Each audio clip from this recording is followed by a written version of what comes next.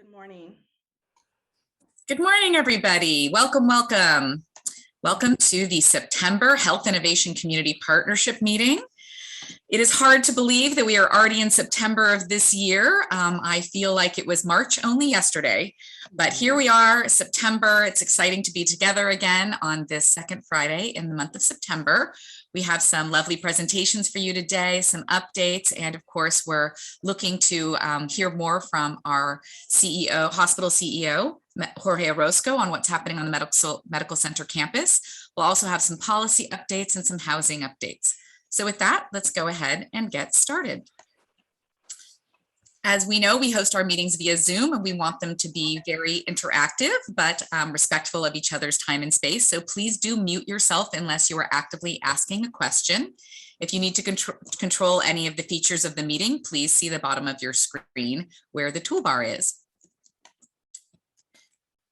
If you want to see who else is in the meeting room with us, please look at the participant list. And please also, as we get started in our meeting today, understand that we have simultaneous translation into Spanish provided by Elisa Fraga. So please do select on the bottom of your screen on the globe, the language of your choice. That way you will hear everyone's comments and questions in your language of choice. As always, this is meant to be a highly interactive session, so we definitely encourage as many questions and comments as possible that can be shared across the group. Please feel free to use the chat feature to put any questions in there that may occur to you during the course of a presentation, and we'll be sure to visit those with the speaker at the end of the presentation. We'll also give time for verbal comments, and you are always welcome to raise a hand, and we will call upon you at the appropriate moment. To kick us off, I'll go ahead and read aloud the HICP guiding principles. All participants agree to basic principles prioritizing equity, community resilience, and health in all programs and projects. All participants agree to approach issues with an open mind, be willing to engage in dialogue, and commit to thinking boldly about solutions. Participants will state views and ask genuine questions. Participants will seek to avoid monologues and arguments. Move to conversations where participants are curious and seek to understand various points of view. Participants will explain reasoning and intent, share how we reach our conclusions so that others can understand our divergent reasoning. Participants will attack the problem and not the person, organization, or institution. Participants will define key terms so that we can attain a shared understanding. Participants will share all relevant information. Participants will always arrive prepared for the meeting. During meetings, only one person speaks at a time. We will not engage in sidebar conversations. Participants will work to develop a comprehensive, common set of information with which to solve problems and make decisions. Participants will jointly design next steps. With that, let's go ahead and do a little review of our agenda for the day. We're delighted, as always, to welcome the CEO of our medical center to give us an update on the LAC-USC Medical Center campus. We also have a couple presentations on housing relating to the housing element and permanent supportive housing. And then we'll dig in a little more deeply on policy initiatives during this last period. We welcome guests from Supervisor Hilda Solis's office, and Rosa Soto will also be joining for that update. And then we'll invite any updates from any of you in our partner announcements segment. So with that, we are ready to get started with our presentations for the day, and I invite Jorge Orozco to join us and share some of the updates and happenings from the LAC-USC Medical Center campus. Jorge, welcome. Welcome, everyone. Thank you so much for having me here. It really is a pleasure to be a part of this HICP. You all provide direction and insight into everything that we do, and I really appreciate that. So our medical center is in the midst of a third surge, and although it's not as severe in terms of COVID numbers as the second surge, the difference here is that our hospital is full with other patients seeking care. The first couple of surges, we had canceled elective surgeries, we downsized our clinics, etc. But now we're fully open. Plus, we have COVID coming back. Although the numbers in LA County have been going down in terms of positively off of patients, we have about 36 patients in our hospital. But many of those patients have incidental COVID findings, so they're here for another problem and they happen to have COVID. But we still are seeing some very ill individuals in our ICUs. The majority of the patients who are really sick are unvaccinated or partially vaccinated. So it's another affirmation that the vaccine does prevent severe, but we're hoping that these numbers will continue to come down. For the last 3 weeks, we're about 35, 38 patients. The other thing that's happening on our medical center campus is we're gearing up for the vaccine mandate in LA County. So by October 1st, all of our staff are not vaccinated. We have also the state issued an order that all visitors either need to have vaccinations or a recent negative test to be able to visit the hospital grounds. So that's what's going on in our medical center. I'm happy to entertain any questions. Jorge, when you say any visitors to the medical center campus and having a recent test, do you have a sense of the recency? Is there guidance on that yet? Yeah, I think within 72 hours. That's really interesting. I think that'll have a very interesting impact on the dynamics of the campus itself. Right. Do we have any questions for Jorge?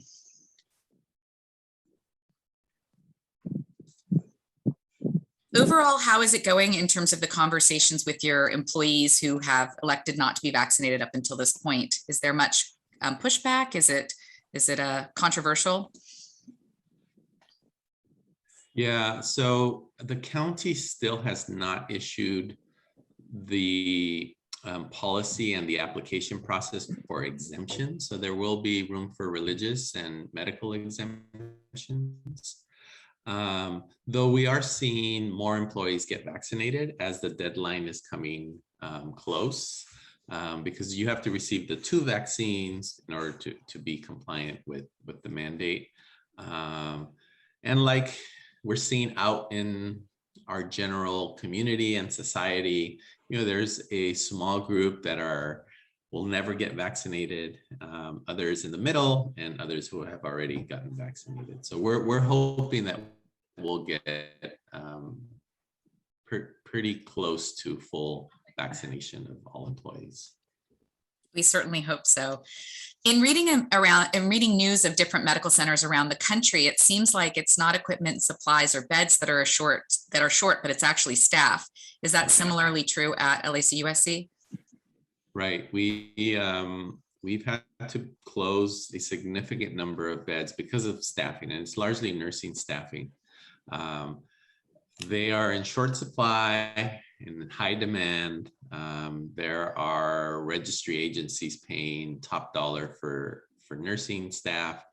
And so we are competing with other parts of the country who are having a worse time with COVID and staffing. So we're doing everything we can to hire, to bring in contract staff to help us. Yeah, like you say, it's a national emergency, so it's not just a local thing that can be addressed in our local population. We have a question from Rosa Bajarona about the ages of COVID patients that you guys are seeing right now. Mostly adults? Are you seeing more youth or children? Mostly adults. Although the schools have opened, we have not seen a significant rise in younger kids coming in with COVID. Though, Children's Hospital LA is reporting that they do have a significant number of kids there. So that's a good thing that we're not seeing that that expected rise given that the schools are opening. Yeah, certainly. And I wonder if the surge that has most recently happened is kind of related to the timing of the July 4th holiday and all of the celebrations and kind of people being together. And then, of course, we've just had Labor Day just behind us. I wonder if you guys are anticipating and preparing for another spike. You know, I think it's usually like a 3-week lag or something from. Yeah, we do worry about these holidays and the results of that. So, and we've seen sort of spikes.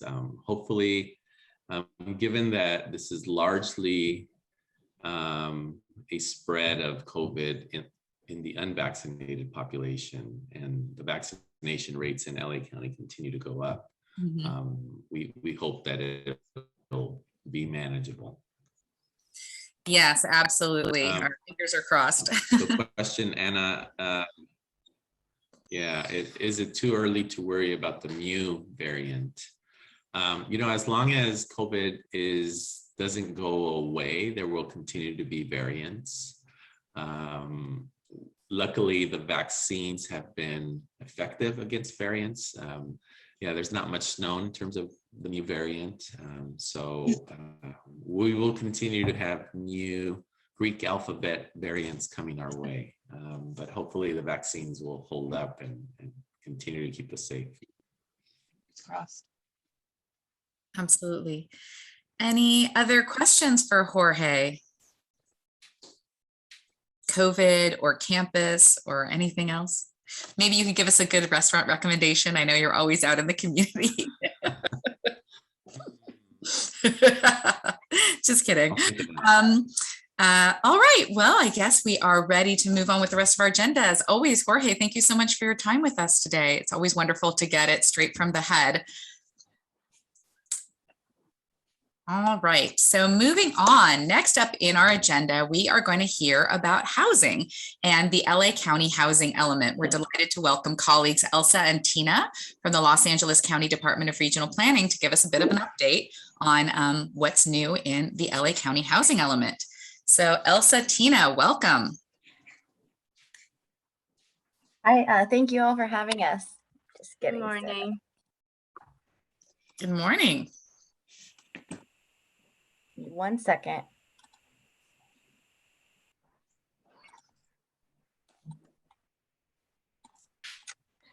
Okay. My name is Elsa Rodriguez, and I'm with the Housing Policy Section with the Department of Regional Planning. And with me this morning is our supervisor, Tina Fung. Next slide, please.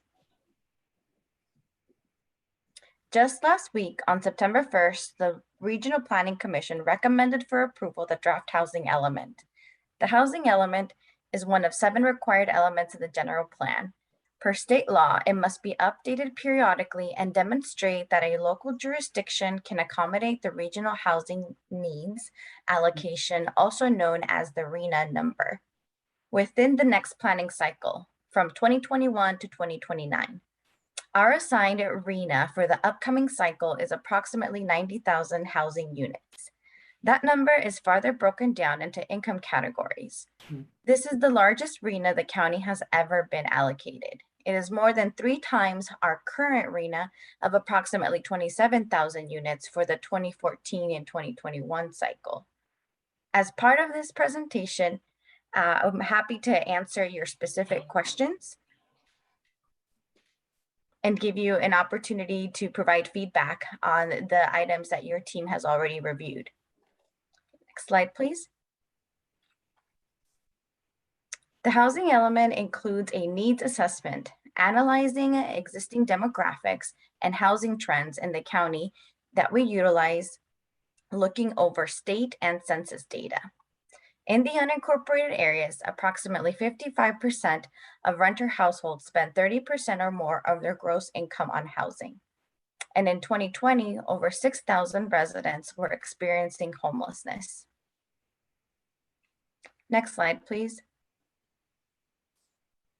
The state requires the county demonstrate there is enough land in the unincorporated communities where the 90,000 homes are allowed to be built under current land use and zoning regulations. This task is called the sites inventory.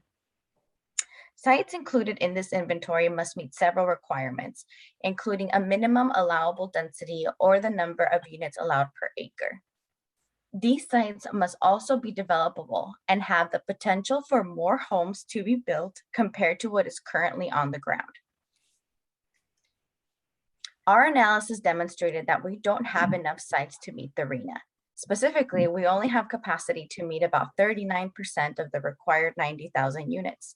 Therefore, the state required that DRP demonstrate capacity to meet the RHNA via a rezoning program.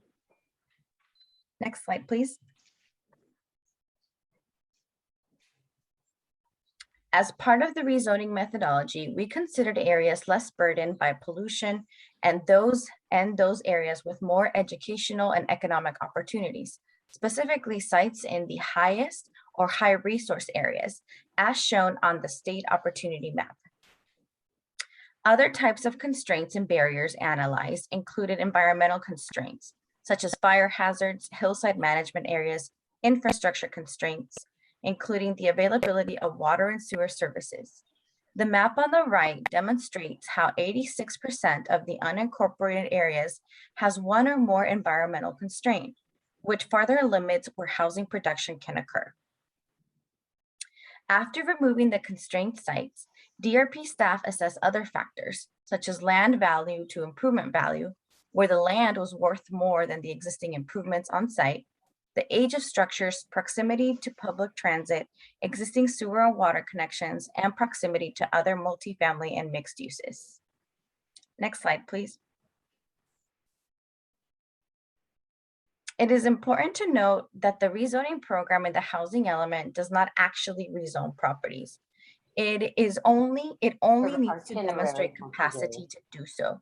And all rezoning must occur in future planning efforts completed by 2024. The rezoning program does not require the county or any other property owner to build anything. Next slide, please. The proposed rezoning for unincorporated East LA community is highlighted in yellow on the map and can be viewed online via our interactive story map on our project webpage. The changes are limited to 236 parcels along Whittier, Atlantic, and Beverly Boulevards. We previously heard concerns about displacement, and of the 236 proposed parcels, only 8 of them include existing residential units. It's important to note these tenants may already qualify for protection under the county's rent stabilization ordinance. Next slide, please. The highlighted parcels are proposed to be rezoned to mixed use, which allow for commercial and residential uses, where minimum density is 50 dwelling units per acre, and the maximum is 150 dwelling units per net acre. What can be built on the property is determined by 2 things: the land use category, which provides the general intended uses and residential density, and the zoning, which provides a more specific list of permitted uses, their permit types, and the development standards like height and setbacks, parking, and landscaping. Additionally, we want to acknowledge that the additional residential capacity may create infrastructure needs. We will be able to address that when we do the actual rezoning in the next 3 years as part of the metro area planning effort. We are committed to working with other county departments and agencies to identify and address infrastructure needs. Slide, please. DRP staff will seek Board of Supervisor approval and adoption by end of the year, and the state will certify the housing element in 2022, early 2022. These deadlines are important as failure to have the housing element certified by the deadline could result in state disqualifying the county from grants and funding, or the state could sue the county. Next slide, please. And lastly, we'd like to take a few seconds to introduce the Metro Area Plan, which encompasses 7 unincorporated communities.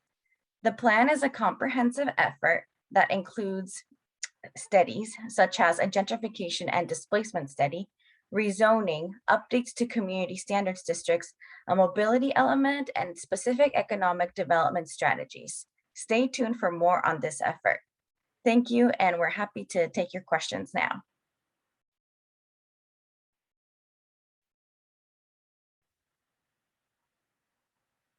Thank you so much, Elsa. So what questions do we have for Elsa and Tina about the LA County housing element update?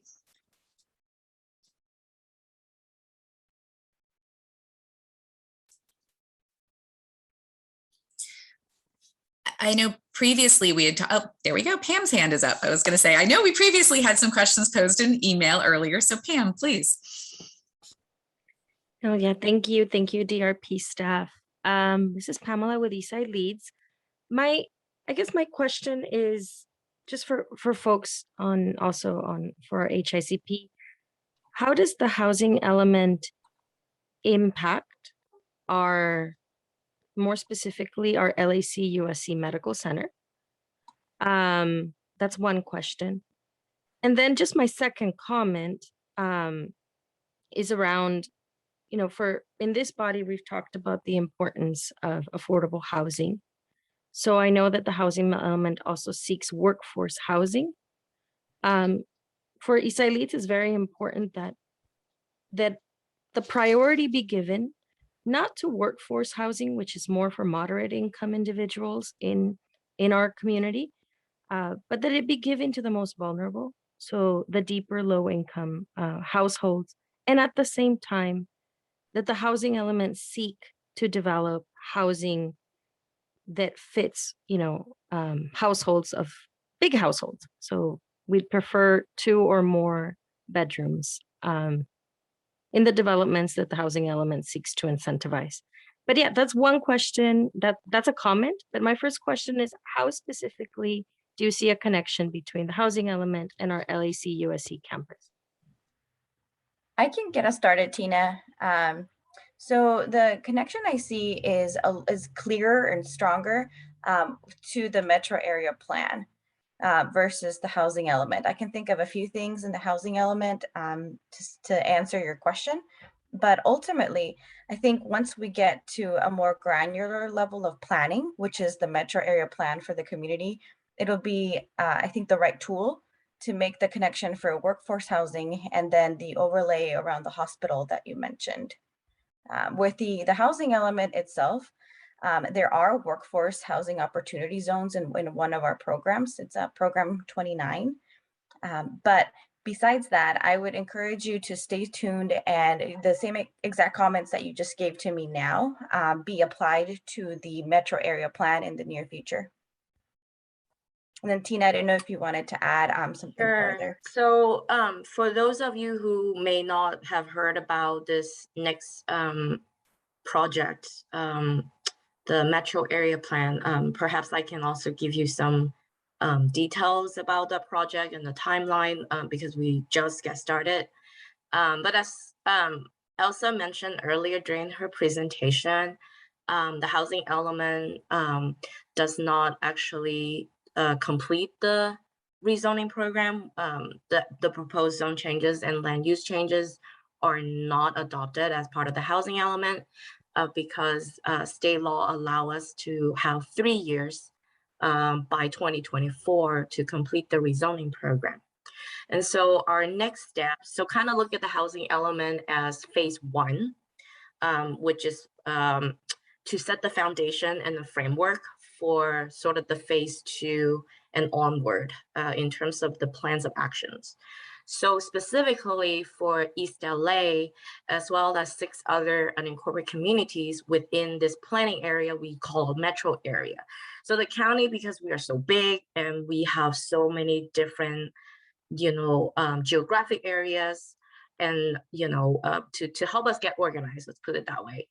Back in 2015, when the county-wide general plan was adopted, the general plan proposed this framework, planning area framework, to basically divide the county into 11 planning areas.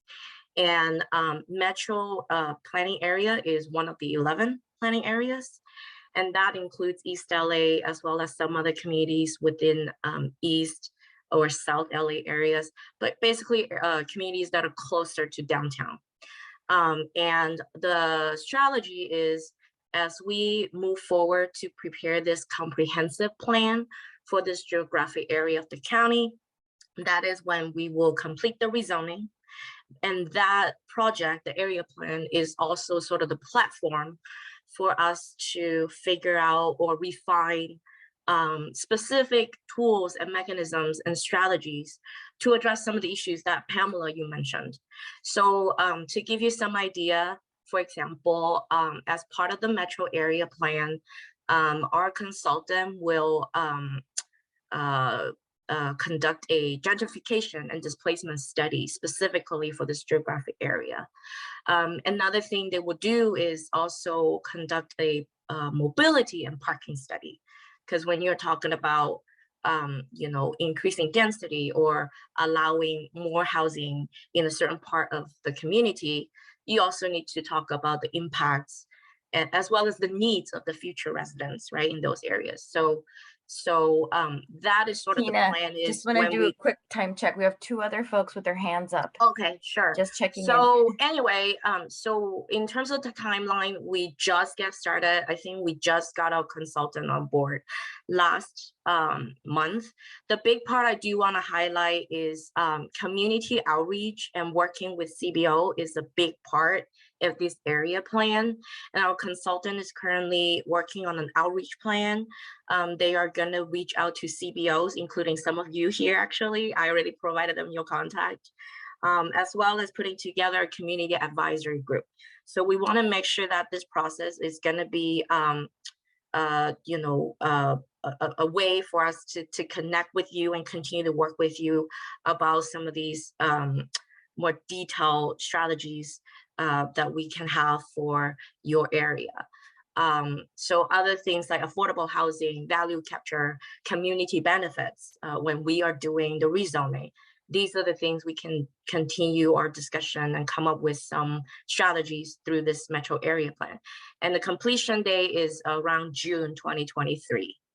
That's the timeline for that project. And I'll stop there. Thank you, Tina. We'll go in order. Anna, you had your hand up first. Hi, good morning.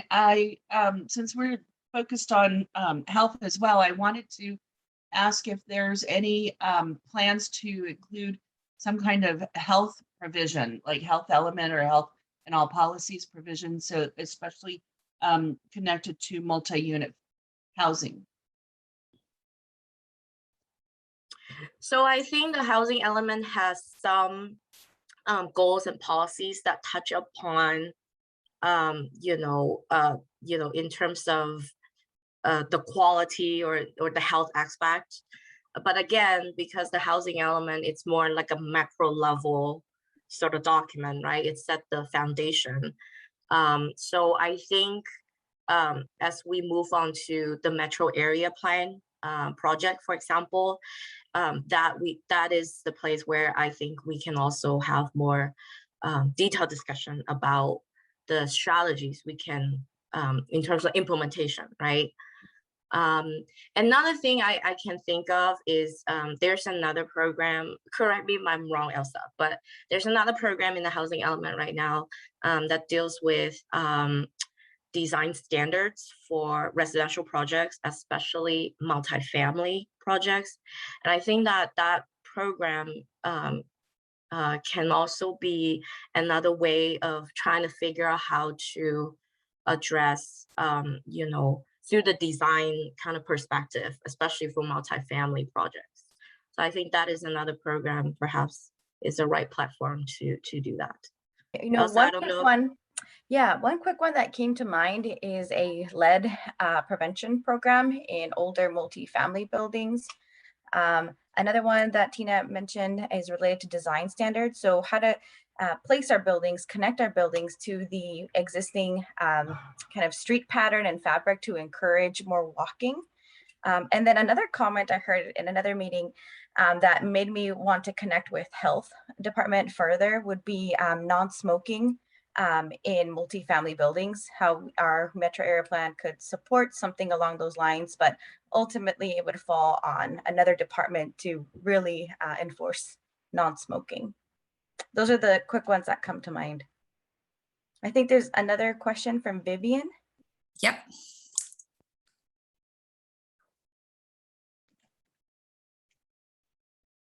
With Boyle Heights Community Partners. And I do know, realize that, we do talk about the need for housing. So the question is, I know that we talk about the unincorporated areas of Los Angeles, but I'm wondering if there's a way that we can actually include a larger demographic, since there's more land that may be available outside of Los Angeles County, as I feel that, building communities is actually really essential for a healthier growth, so that we can perhaps create more first-time home buyers instead of the ongoing kind of metro TOD, TOCs. And so that would also help to reduce the high density that we are already, stressed with, and the lack of parking. And then, of course, with this housing, are you also considering electric vehicles, as well as the missing middle? The missing middle are those that that are single, that are looking for a place to live, but are restricted because they don't have large families. So we're also talking about, single units or one bedrooms. I know that we don't hear that much about it, and I think it's great to consider the missing middle, which is why it's called the missing middle. So those are basically my comments and questions. Thank you. Elsa, do you want to take it and I can Yeah. chime in? Or? Yeah, I can get us started. So a couple of things. So you mentioned electric vehicles. Our codes already require a minimum percentage of EV spaces be provided in all buildings. That is enforced at building and safety plan check during that stage of development. So electric vehicles for sure are occurring in all new development projects. On the missing middle, we have a program in our housing element to further explore that. Right now, it's a study of how we could incorporate, duplexes, fourplexes in R1 single family homes, where the lots may allow for fourplexes and currently they're underutilized. So there is a program for that for sure. There's also what I think you mentioned as kind of SRO housing, which is single resident occupancy housing for those adults that are single, don't have large families. And we are actually looking as part of a program also in the housing element at definitions to really understand what definitions need to be added to our code to then allow for that type of housing to occur. And then you mentioned home ownership opportunities and assistance. So we do have a program 53 in the housing element to support more home ownership. And my last comment is, I think you said you're representing Boyle Heights, which is not exactly part of the unincorporated communities, but I think as part of the metro area plan, we have to look at our neighbors. And I believe you guys are also undergoing a plan of your own with the city staff. Right. So I think we've committed to work with city staff on any metro area planning that we do abutting Boyle Heights. Yeah, I agree with Elsa that usually when we do comprehensive planning project like the metro area plan, that is the perfect sort of platform again to connect with our colleagues in the city side, to also, understand what they're doing in the surrounding areas, to make sure that our effort is truly comprehensive. But I think you cover everything, Elsa. Thank you, Elsa. Awesome. Yeah, the only other thing I was going to mention to those single adults who are looking for housing is a program in our housing element that would remove some of the minimum housing size standards we have. Which would allow us to not have to enforce an 800 square foot home for a minimum size, but we could look into smaller units for single adults. Oh, another thing I can add to it regarding the first-time home buyer is the county actually adopted another ordinance. I want to say last year's the compact lot subdivision ordinance. That one really reduced the minimum lot size requirement and sort of try to encourage the development of smaller single-family homes on lots that are much smaller. And that again is sort of one of the housing type that we are hoping it's more targeting to the first-time home buyer. But obviously that ordinance is pretty new, so we are still trying to see how effective it is. But I think the county, through this housing element and also the metro area plan, we need to diversify. I think that's what we hear all the time, right? And that is the goal that we try to achieve as well through the housing element update.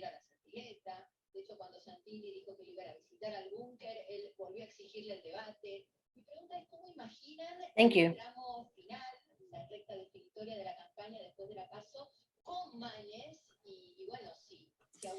Do we have any additional questions for Elsa and Tina?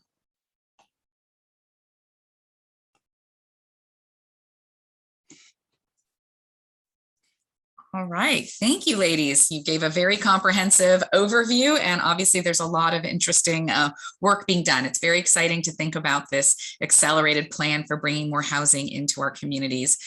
We know that that's obviously a very critical issue and high need. So thank you for joining us today with your presentation and answering our questions. Thank you. Thanks for having us. With that, I'm delighted to move on to our next presenter. We have a guest from the Los Angeles County Development Authority to talk with us a little bit about permanent supportive housing. Susanna. Hi, good morning, everyone. Thank you for having me join your meeting and be able to provide an update on the permanent supportive housing. Currently, the county is working on a request for proposals. Our goal is to solicit an experienced development team that will work with the county team to provide the permanent supportive housing for the proposed restorative care village at the LAUSC campus. It's a process that we've been working on for a while to be able to provide all the requirements and needed programming that will be part of this new restorative care village. So it's taken us some time to put together all the information and to be able to get all the feedback and comments from the county team.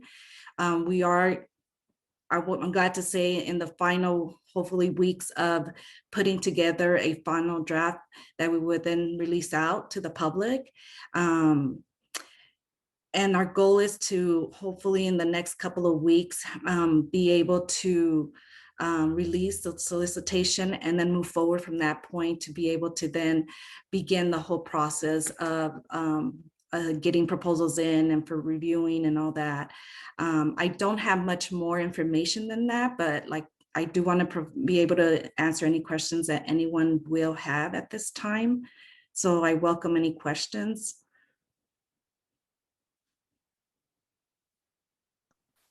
Thank you, Susanna. Do you have any questions for Susanna about permanent supportive housing initiatives in the county?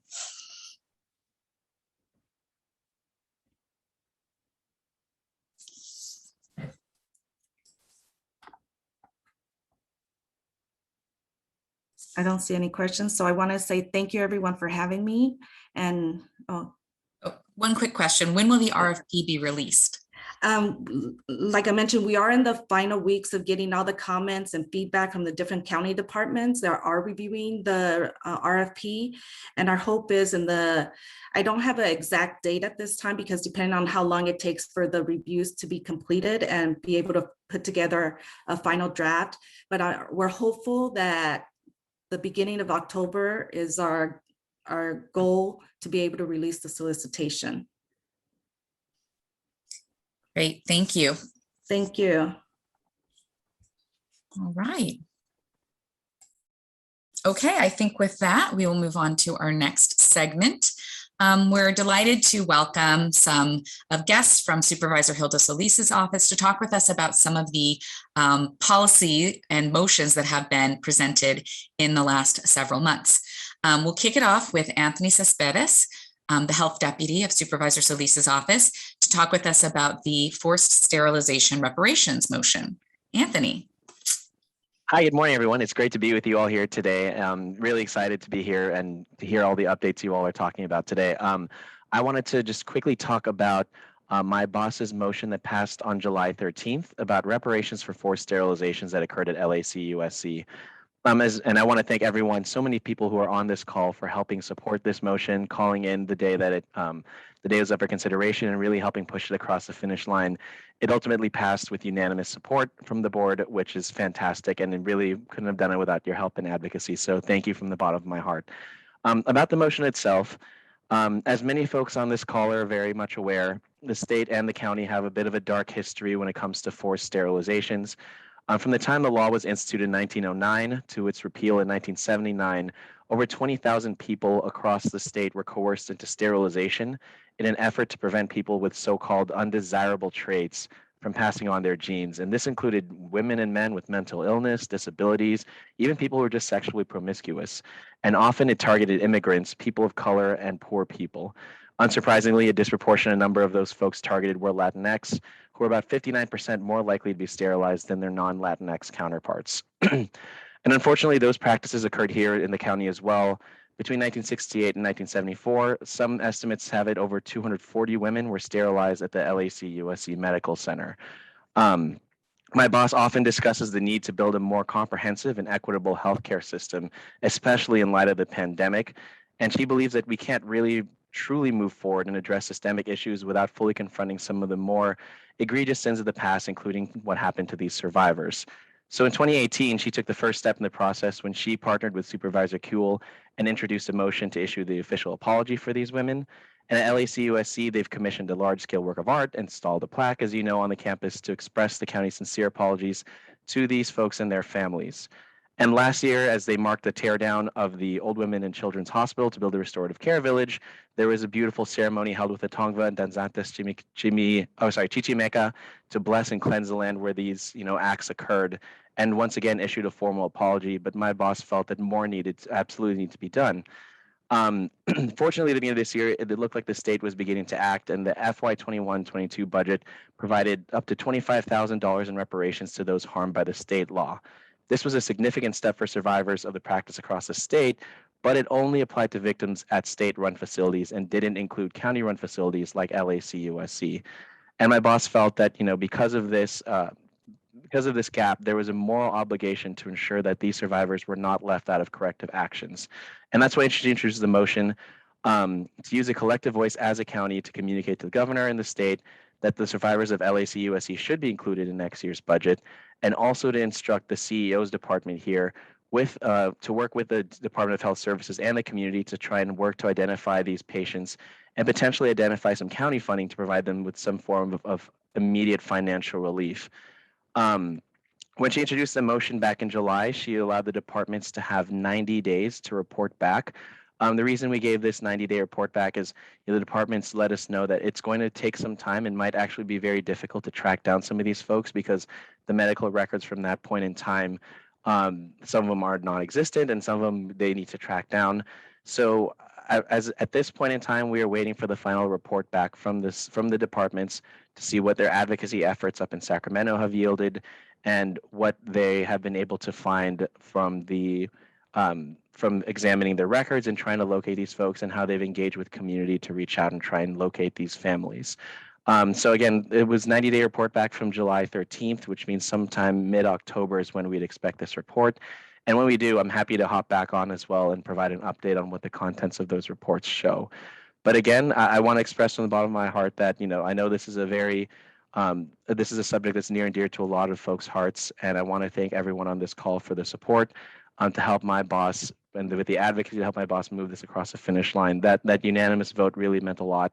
And we've heard from some of the advocates, the survivors as well, that this was a great step forward. So with that, I'm happy to stop and answer any questions. But as I said, we are waiting for the report back for another month. So as far as the particulars go, I may be light on answers at this point. Thank you, Anthony. Do we have any questions for Anthony about this particular motion proposed by Supervisor Solis and adopted by the board in July? I have one question. Anthony, do we have any direction on the amount of funding that might be received by individuals or their surviving family members? That's a great question, and that's going to be part of the report back. It's essentially asking the CEO to also determine existing funding streams to see what a realistic amount would be. You know, I think we'd like to, as much as possible, be in line with the state, but we have different funding mechanisms, so it really just depends. And we anticipate that answer as part of the 90-day report back. And if correct me if I am wrong, but I think the amount at the state level was considered to be $25,000. Is that right? That's correct. Yes. Another question, when I saw this motion and it was specific to LAC USC, it made me wonder if there were other sites across the county that had also committed similar, invasions against women during this time period. Are you aware of that? Not that has been brought to my attention. I think LAC USC is the most high profile. I would not be surprised, but for the extent of this motion, especially given, my boss's jurisdiction, she wanted to focus on LAC USC. And that makes all the sense in the world that Supervisor Solis would bring it forward for the medical center in her district. But I was wondering about some of the other county medical facilities that are across the county, and if their supervisors were also looking at this similar issue. I can definitely check in with THS and some of the other folks here to find out if this is a similar trend observed elsewhere, and we'll circle back during the next meeting with the report back. Thanks, Anthony. Yeah, just curious about that because it stands out so much that it's LAC USC as opposed to there might be other facilities in the county as well that something like this happened. Okay, any questions other than mine, of course? Any other questions for Anthony today? All right. Well, thank you so much for joining us, Anthony. Thank you for the update on this really important initiative, like you say, very near and dear to the heart of all of the members of the HICP. And we're so grateful to Supervisor Solis's, care and consideration for this dark piece of our history and really trying to make it right to the best possible extent. Okay, with that, we will move on to the next. I'm delighted to welcome my lovely Executive Director, Rosa Soto, who's going to be sharing with us some amazing highlights of policy initiatives that have been adopted in the last couple months and really their intersection with the HICP priorities. So with that, Rosa, take it away. Good morning, everyone. Can you hear me okay? Yeah, you sound good. Thank you. So I do have a difficult task of being able to share a list of different policies that have been adopted over the past 2 months. We are ever grateful to Supervisor Solis and her team for the diligent and incredible efforts that they are putting forth to ensure that equity agendas and agendas that address the immediate needs of our community are before the Board of Supervisors. So I say it's a difficult task because it's a number of policies that we, Guadalupe and I were able to put together for this meeting, but because of how much work there is, we think that it might be helpful to put together a written document, work with Anthony, work with the other team, make sure that we give you as much detail as we can on these policies so that we continue to follow their implementation and ensure their alignment to HICP priorities. So thank you, Guadalupe and team, Anthony, for the incredible efforts that you all do every day to support these policies moving forth. And we also, on behalf of Health Innovation Community Partnership, want to thank you for always thinking of us and reaching out to let us know about these motions and giving us the opportunity to give feedback either in written or in public comment at the Board of Supervisors. So thank you so much. So with that, I want to go back to a document that we shared for the Health Innovation Partnership in 2019 through our community input sessions. This was a document where, those 7 areas of priorities for the community were articulated, and then by neighborhood, we had neighborhood meetings. The groups were able to discuss their priorities. Overall, over that series of community meetings, there were 4 areas that really stood out: health and wellness, economic development, community stability, and opportunity.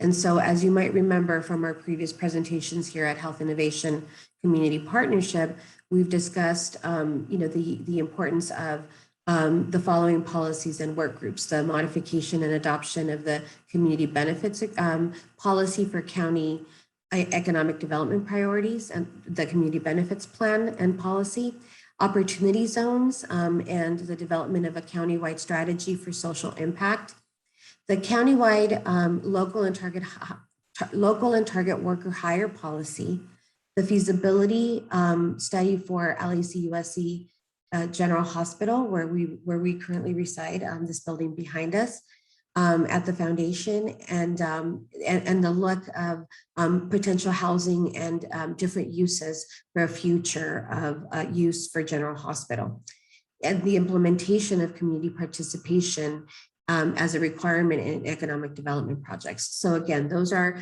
things that we've taken really deep dives in addition to some of the housing element pieces and things that were discussed here in this call earlier, in this meeting earlier.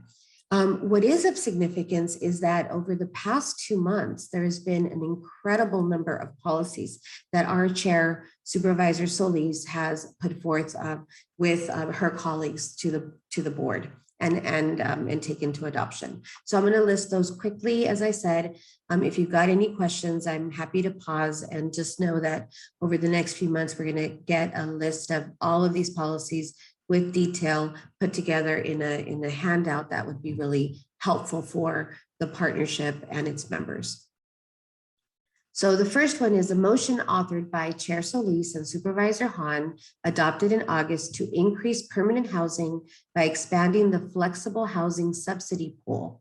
This is a supportive housing rental subsidy program managed by Department of Health Services that provides ongoing financial assistance and housing retention support to ensure long-term stability for individuals who are experiencing homelessness.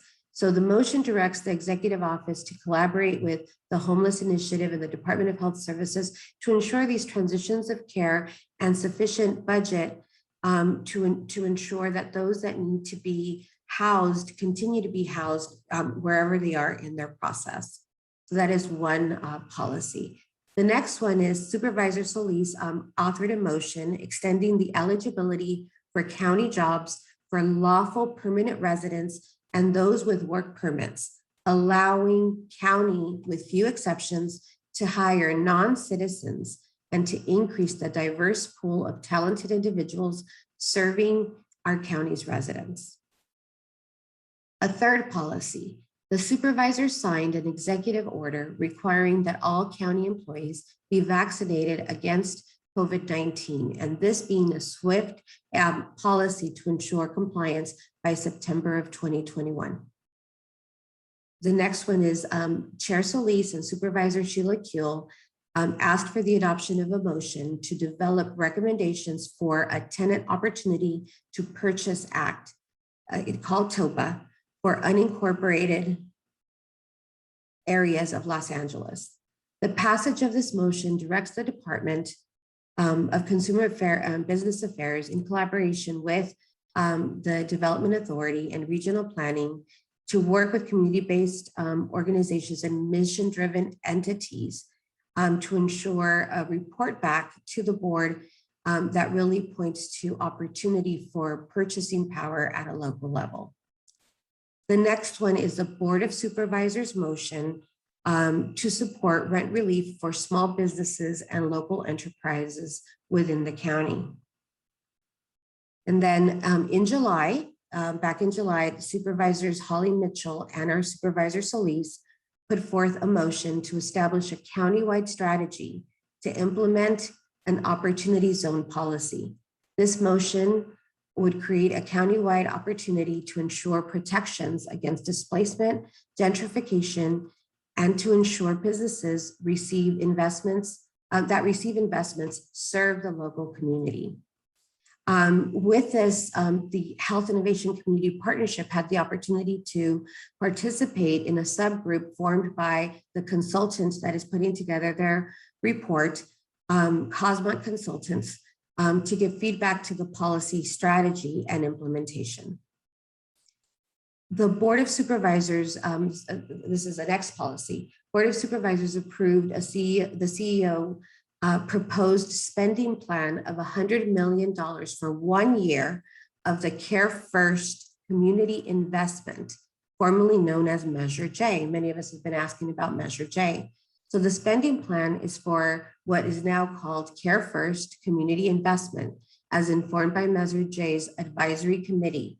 As many of you might know, very prominent figures were on that advisory committee, including Dr. Ross from the California Endowment serving as chair, as well as residents, service providers, and advocates to participate in this process. And so the plan that was submitted by this committee will serve as the framework to guide the county's strategic funding process to ensure equitable and inclusive solutions to bring Care First to life. So it was an incredible opportunity. And if folks are interested, I could highlight a list of the different the different priorities that supervisor put forth within that package and actually made it into this recommendation pool. So it's quite fascinating. And again, just very exciting for our community and for the priorities of the Health Innovation Partnership. Also, I think I only have 2 more. The supervisor and Supervisor Hahn co-authored a motion to acknowledge and apologize for the historic mistreatment of California Native Americans by LA County. Supervisor Solis stated firmly that our ongoing efforts to address systemic and historical wrongs, LA County must acknowledge and apologize for its role in the displacement and maltreatment of our Native people. So then the next policy, Supervisor Solis and Supervisor Hahn authored a motion to direct the Chief Executive Office to identify $5 million in unobligated funding from Measure B Special Revenue Fund to support Department of Public Health's Office of Violence Prevention.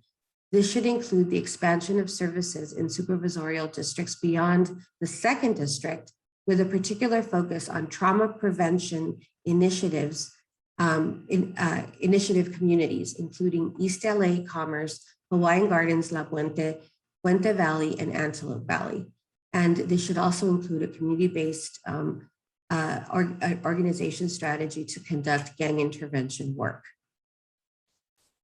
And I think that is it, because the last one is the forced sterilization, which Anthony has already gone through. So as you all might agree, this was a very robust list of policies that were implemented in the last 2 months. And so I think there's an incredible opportunity for us to continue to follow the process and implementation of this.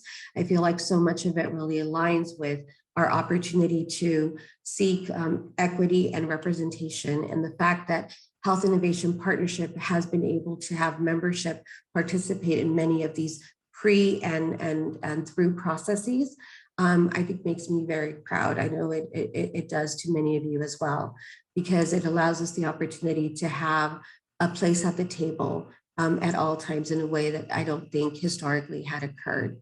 So we're really excited about this opportunity. Guadalupe, thank you for working with me on this policy process, and Anthony, you and your office. And so if there's any questions that anyone has, we can address those. Otherwise, that's our report. Excellent. Thank you so much, Rosa. So I think we can all see the incredible effort and accomplishment of the Board of Supervisors and of Supervisor Solis and her team in putting forward so many of these equity-driven motions during these last several months. It's kind of incredible to think about how much progress has been made in such short time, and the wonderful alignment between those motions and the approach to the issues that HICP brings forward every month at our table and in our community engagement efforts.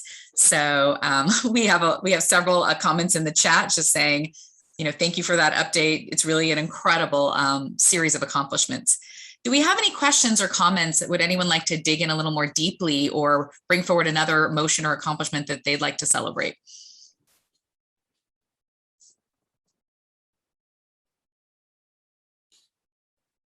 Awesome. Another opportunity would be to ask for a report more detailed in one of these meetings if we haven't already done it.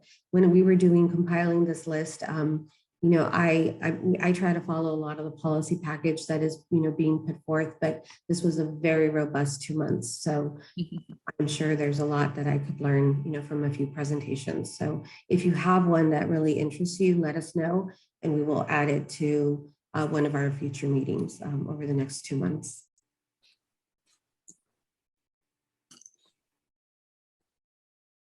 That's all I've got. Heather, back to you. Okay, thank you so much, Prosa. Well, we're excited as we've gotten to this portion in our program for the first time possibly ever. We're ahead of schedule. I find this absolutely incredible, but maybe a really great way to kick off the fall. So I now have the open period of our meeting where we invite partners to bring forward partner announcements. So if you have something you want to share, get your notes ready. But we'll start with my colleague, Anna, who's going to share with us about a new program and initiative that the foundation is working on. Anna. Hi, good morning, everyone. Yes, I'm not sure if I'm able to share my screen. Sure. But let me go ahead and stop and then you can. Okay. Let's go ahead. I just have one visual, but I want to make sure that it's on screen. And I'm hoping that you'll be able to see it. Yep. Okay, great.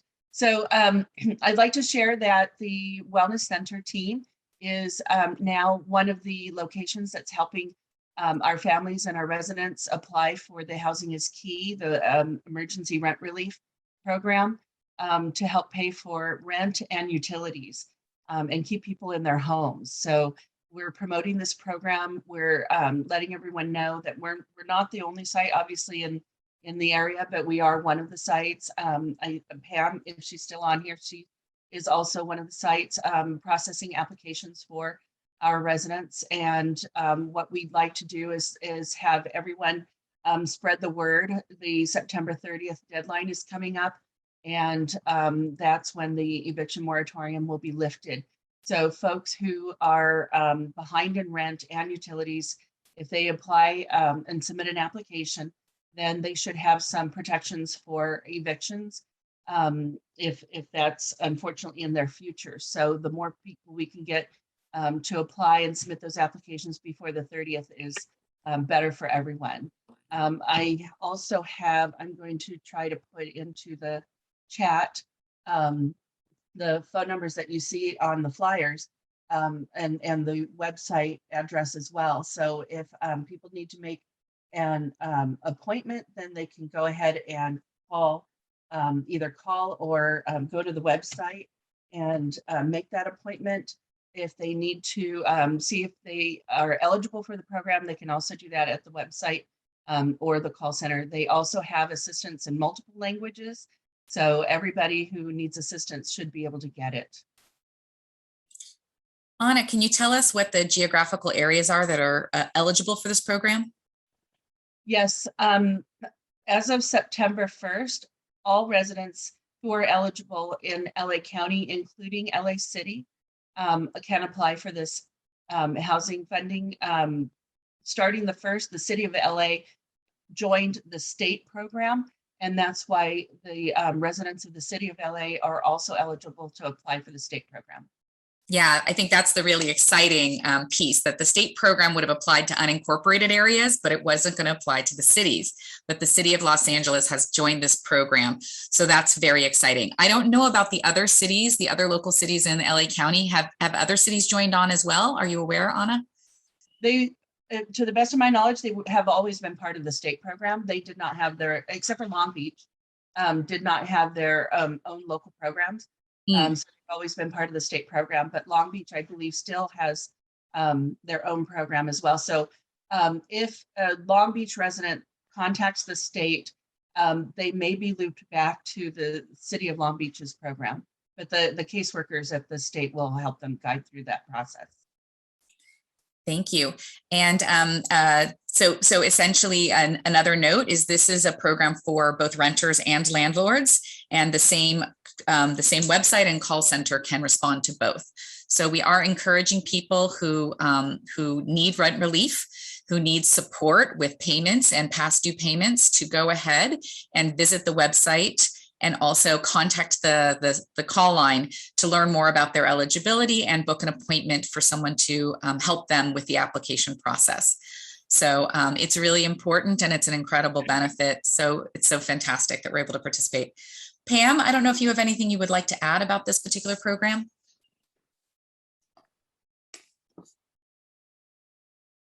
This is not Pam, but this is Natalie. Hi, From graphics. We will be holding a clinic to support people that fill out the rent relief applications. We did one, an inner city struggle, but we will be holding one in September. We'll be sharing out more information as we have the dates. And then this is connected to this, but Pam also wanted me to mention that on Monday we do have a tenant rights workshop and we will talk about rent relief. And people can sign up on the State House LA page. I'll put it on the chat as well, but just wanted to put that out there. Great. Thank you, Natalie. Yeah, this is obviously some really critical information at a very, very important time in many people's lives. Thank you, Anna. Thank you, Natalie, for the update on the Housing is Key Rent Relief Program. Do we have any other partner announcements today? Partner announcements or partner sharing?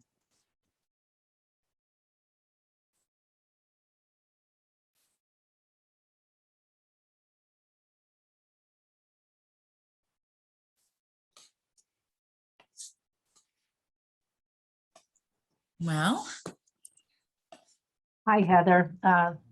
I'll just make a quick comment since I just wanted to say, so this is Teresa. I wanted to, before I leave the meeting, thank everyone as always for a great conversation and discussion on community issues that matter to us and make a difference in our life, in our neighborhoods, etc. I especially appreciated the housing element discussion today. Jorge Orozco always tells us what's happening from the COVID and other health-related matters that he takes care of at the hospital. But the housing element, I just love that Pam connected it, as well as others like Anna, etc., several, to other projects and initiatives that our group is addressing and has been addressing, as Rosa very well articulated, for quite a number of years.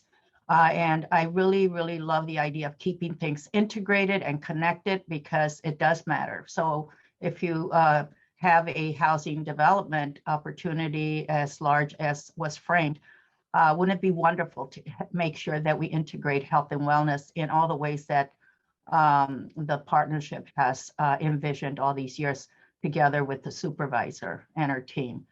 And I just really want to thank Rosa for bringing all of the policy work together, because I know I began, along with many of you, down this journey, and it really is about our roots and how the group got started, a few years back. Anyway, so thanks everyone. Great job. thank you, Teresa. Appreciate your compliments and comments as always. Vivian, welcome. Thank you. I just wanted to make an announcement to share that the International Institute on Boyle Avenue is now a landmark. It went through the entire process. We're very excited. It was slated for demolition. So we, again, continue to save our places in Boyle Heights. And also, secondly, it is now going to plumb is the Otomisan, the long-standing and only surviving Japanese restaurant on First Street, just east of Soto. We hope will also be our next historic landmark. And so we're very, very proud that we are working diligently to save our historic places in Boyle Heights for all the future generations to understand and learn from the history of Boyle Heights. Thank you.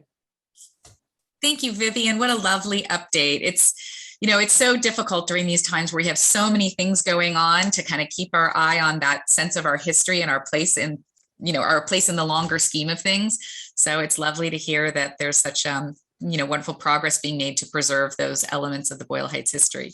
Yes, thank you. And also just on another note is that Sakura Gardens is still being challenged right now with the evictions of our seniors from a development company, Pacifica, who is wanting to create market rate apartments and evicting, the forever homes of our Japanese community. So that's another battle that we are currently fighting right now in our community. And I don't know that everybody has an opportunity to learn about, Save Our Seniors, which is now, I think, a nonprofit to keep our seniors, our elderlies in their forever homes. So again, thank you, everybody. It's great to see everyone. I think I missed last month for one reason or another, but it's always good to be here and to share and to learn. Thank you. Thank you, Vivian. Yes, thank you again for that update. Any other updates from partners today?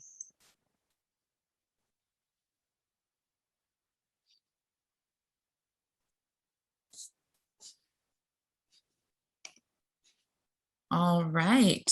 Well, believe it or not, we're going to end early today. So I'm giving everyone the gift of time on a short week. So a short 4-day week. I always feel like we're trying to pile 5 days worth of work into 4 days. So getting back an extra 45 minutes is probably a gift all of us can take full advantage of.